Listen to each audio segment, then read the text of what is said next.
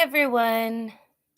Good morning. I thought I would hop on. I know that I said early on that it would just be on school days, and it is actually a holiday. It's Labor Day, and my kids are upstairs sleeping. But the truth is, I just kind of missed you guys, and I wanted to see what was happening in our story. So while they're sleeping, I figured why not get some more read. So let me refresh my memory. We were reading My Father's Dragon. I know that Elmer is on the island. Let me go back through. Okay, he found the river. He's found some creatures talking about him being on the island, including a mouse, two boars, and two tortoises. So they know something's happening. Something is afoot. It was very hard to walk in the jungle. The sticky leaves of the ferns caught at my father's hair, and he kept tripping over roots and rotten logs. Sometimes the trees were clumped so closely together that he couldn't squeeze between them, and he had to walk a long way around. He began to hear whispery noises, but he couldn't see any animals anywhere. The deeper into the jungle he went, the surer he was that something was following him.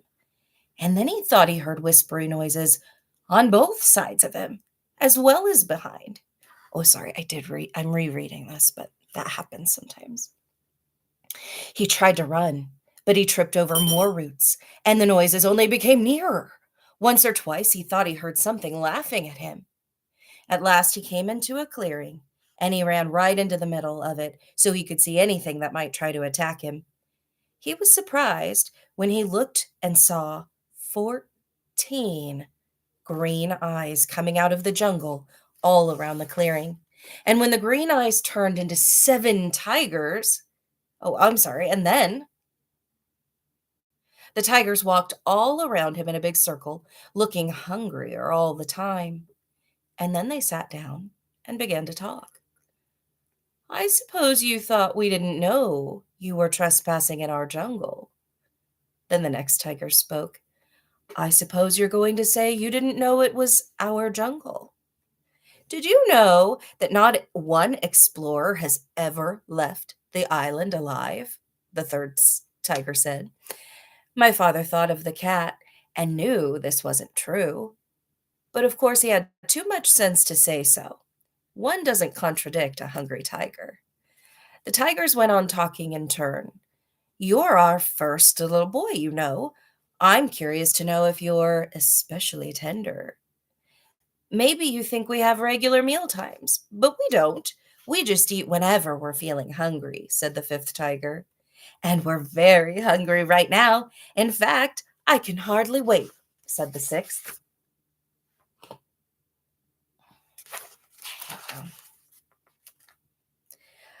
I can't wait, said the seventh tiger. And then all the tigers said together in a loud roar, let's begin right now. And they moved in closer.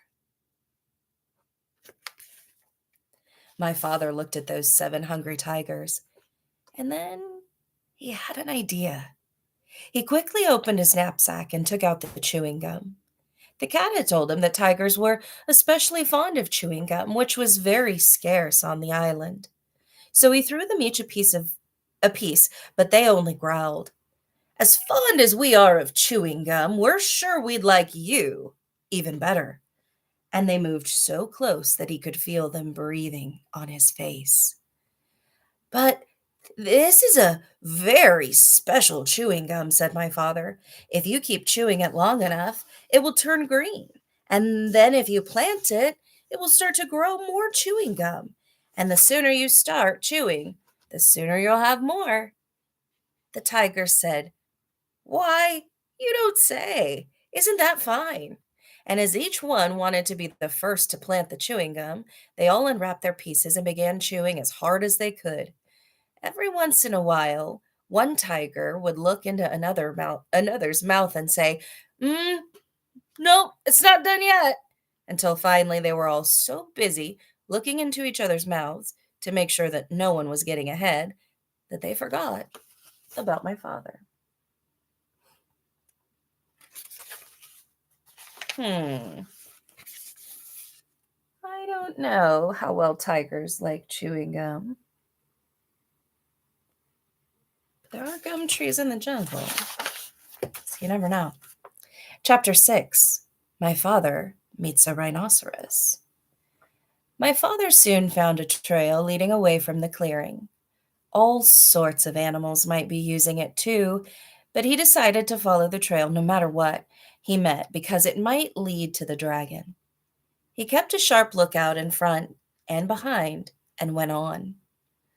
Just as he was feeling quite safe, he came around a curve right behind the two wild boars. One of them was saying to the other, "Did you know that the tortoises thought they saw Monkey carrying his sick grandmother to the doctor's last night? But Monkey's grandmother died a week ago, so they must have been seeing something else. I wonder what it was."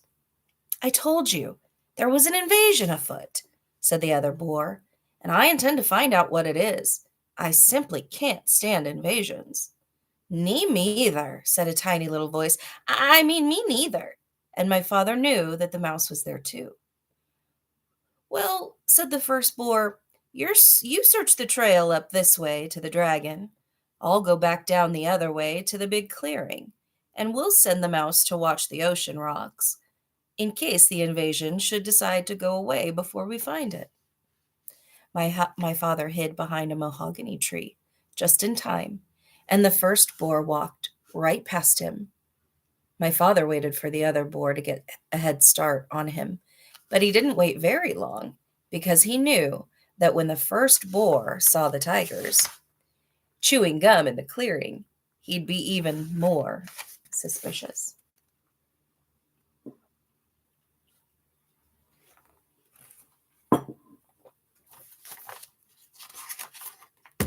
Chewing gum. That's so funny. Soon the trail crossed a little brook, and my father, who by this time was very thirsty, stopped to get a drink of water. He still had on his rubber boots, so he waded into the little pool of water and was stooping down when something quite sharp picked him up by the seat of the pants and shook him very hard. "Don't you know that's my private weeping pool?" said a deep, angry voice. My father, oh, that probably wouldn't work for this guy.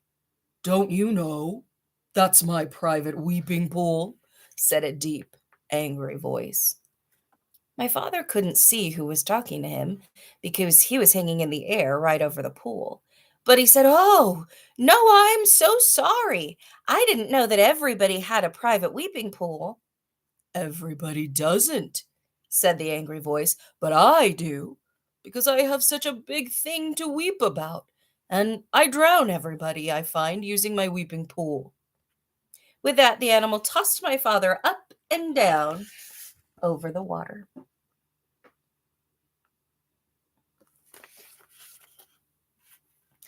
"What is it that you weep about so much?" asked my father, trying to catch his breath as he thought over all the things he had in his pack.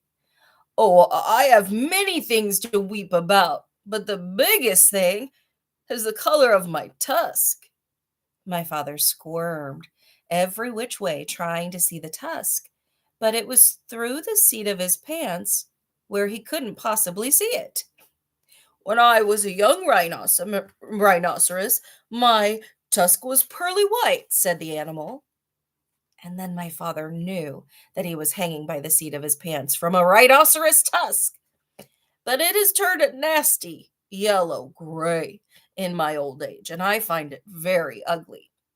You see, everything else about me is ugly. But when I had a beautiful tusk, I didn't worry so much about the rest. Now that my tusk is ugly too, I can't sleep nights just thinking about how completely ugly I am, and I weep all the time. But why should I be telling you these things? I caught you using my pool, and now I'm going to drown you." "Oh, wait a minute, Rhinoceros," said my father. "I have some things that will make your tusk all white and beautiful again. Just let me down, and I'll give them to you." The Rhinoceros said, "You do? I can hardly believe it. Why, I'm so excited." He put my father down and danced around in a circle while my father got out the tube of toothpaste and the toothbrush. Now, said my father, just move your tusk a little nearer, please, and I'll show you how to begin. My father wet the brush in the pool, squeezed a dab of toothpaste on, and scrubbed very hard in the one tiny spot. Then he told the rhinoceros to wash it off. And when the pool was calm again, he told the rhinoceros to look in the water and see how white the little spot was. It was hard to see in the dim light of the jungle, but sure enough, the spot shone pearly white, just like new. The rhinoceros was so pleased that he grabbed the toothbrush and began scrubbing violently, forgetting all about my father.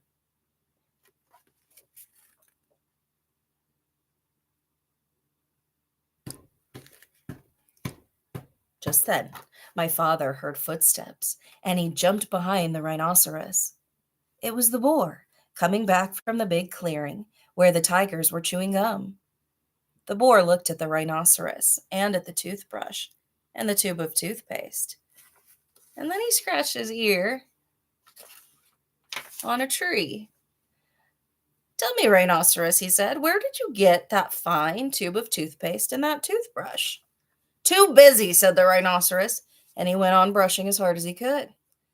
The boar sniffed angrily and trotted down the trail toward the dragon, muttering to himself, very suspicious.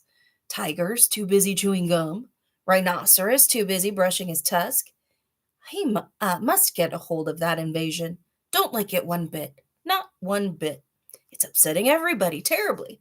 Wonder what it's doing here anyway. Chapter 7. My father meets a lion.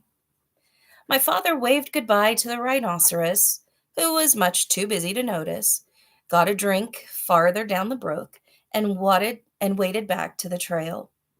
He hadn't gone very far when he heard an angry animal roaring. Ding blast it! I told you not to go blackberrying yesterday. Won't you ever learn? What will your mother say? My father crept along and peered into a small clearing just ahead.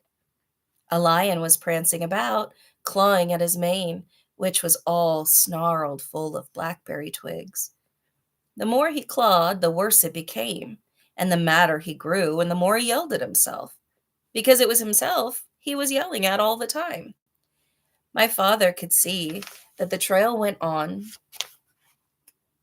through the clearing, so he decided to crawl around the edge in the underbrush and not disturb the lion. He crawled and crawled, and the yelling grew louder and louder. Just as he was about to reach the trail on the other side, the yelling suddenly stopped. My father looked around, and he saw the lion glaring at him. The lion charged and skidded to a stop a few inches away.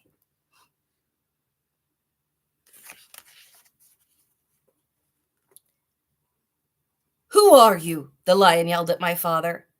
My name is Elmer Elevator. Where do you think you're going? I'm going home, said my father. That's what you think, said the lion. Ordinarily, I'd save you for afternoon tea, but I happen to be upset enough and hungry enough to eat you right now.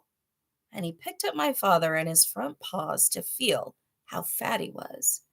My father said, Oh, please, lion, before you eat me, tell me why you were so particularly upset today. It's my mane, said the lion, as he was figuring out how many bites the little boy would make. You see what a dreadful mess it is, and I don't seem to be able to do anything about it. My mother is coming over on the dragon this afternoon, and if she sees me this way, I'm afraid she'll stop my allowance. She can't stand messy manes. But I'm going to eat you now, so it won't make any difference to you. Oh, wait a minute, my father said. I'll give you just the things you need to make your mane all tidy and beautiful. I have them here in my pack. What do you think he's thinking of? Do you remember what he brought?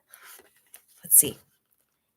You do, said the lion. Well, then give them to me, and perhaps I'll save you for afternoon tea after all.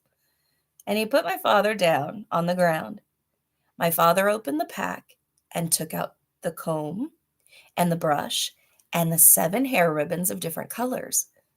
Look, he said, I'll show you what to do on your forelock, where you can watch me. First, you brush a while, and then you comb, and then you brush again until all the twigs and snarls are gone. Then you divide it into 3, and braid it like this, and tie a ribbon round the end. As my father was doing this, the lion watched very carefully and began to look much happier. There he is at the beginning.